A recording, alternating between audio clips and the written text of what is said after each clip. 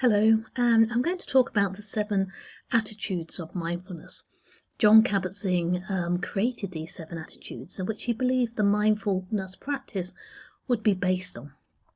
So the first one I want to talk to you about is non-judging. So we always judge a situation as soon as we get there. We're not saying that this is not a bad thing, because we need to judge something to make sure we're safe, don't we? Should we go in there? Should we not go in there? But we tend to judge things and then react against that judgment. So he's saying about being impartial and just witnessing the experience as it is, rather than judging it and deciding what it should be. But just stepping back and observing what's actually going on here and now. Quite often we decide that we don't like someone. We judge them before we've even got to know them. We criticise ourselves, deciding we're not good enough. Don't give ourselves the opportunity to try new things, because we're always judging ourselves and others before we even give ourselves the chance. So non-judgmental will give us the opportunity to try different things, and not to judge it as good or bad, and not to label it, but just to let it be as it is. Just experiencing each opportunity as it comes along in life, rather than labelling it good or bad. The second attitude is patience. And John Kabat-Zinn, he explains this to demonstrate patience, but not just with yourself, but with others. To let things unfold in their own time. Quite often we get mad, we want everything done now. We want to understand everything now. But actually, if we were just patient with ourselves and others and just let things just work along in their own time, our mental health would actually be a lot better. So becoming aware of not being patient in your life and giving yourself room to accept that and allowing yourself to be more patient can help you be more mindful. The next attitude is beginner's mind. Now, beginner's mind, we looked at this in a previous exercise about objects, when we done the object meditation. Beginner's mind is looking at things as if it's the first time you've ever seen it.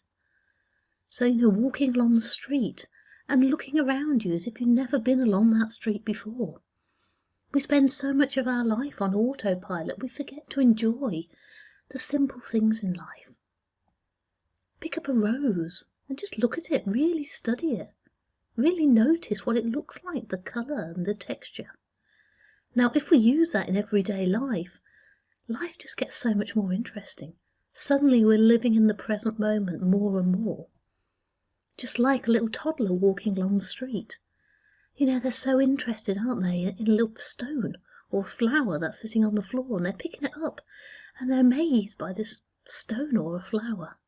So by adapting the beginner's mind, it brings us more into the current moment.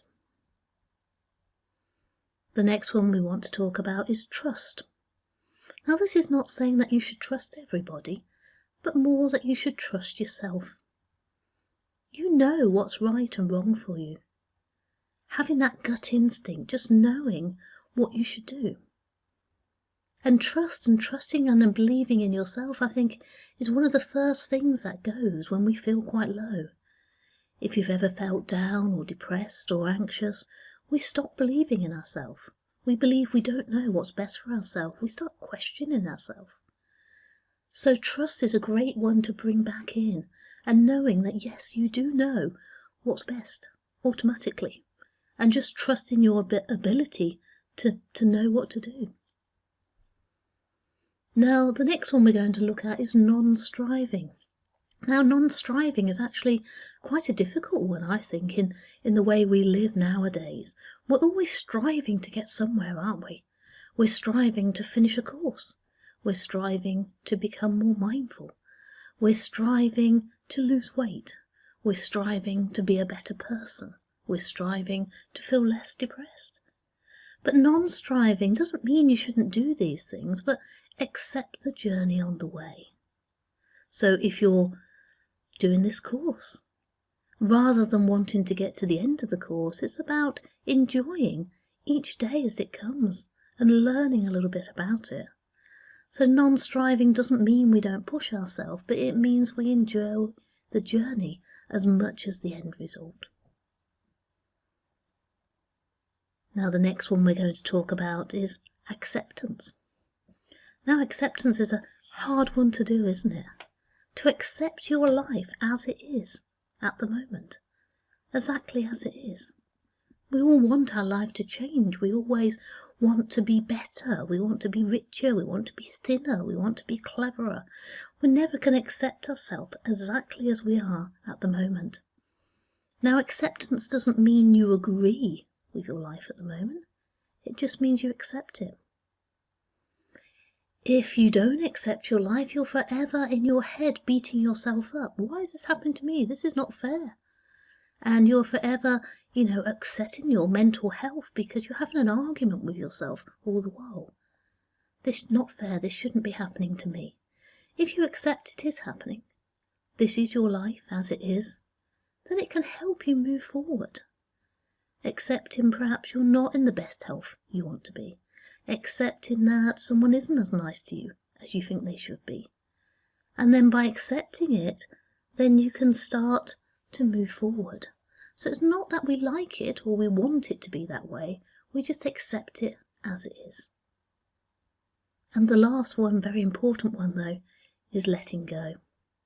So letting go of things that we don't like. Start paying attention to your inner experience. See what you're holding on to. What feelings are you holding on to? Or what you're trying to get rid of. By letting go of these things, it can make us a better person. So if we're always angry and mad because someone has made us feel this way and we're angry at them, we're never going to move on. By accepting them and then letting go of it, we can simply just move on. But this is the 7 attitudes that Jon Kabat-Zinn based mindfulness around. And I think they're very good ones as well. I've actually printed these out and put them in the ebook. So do have a look at them and just sort of, have a look, see what you do accept, what you don't accept, what you can let go of, what you can't let go of.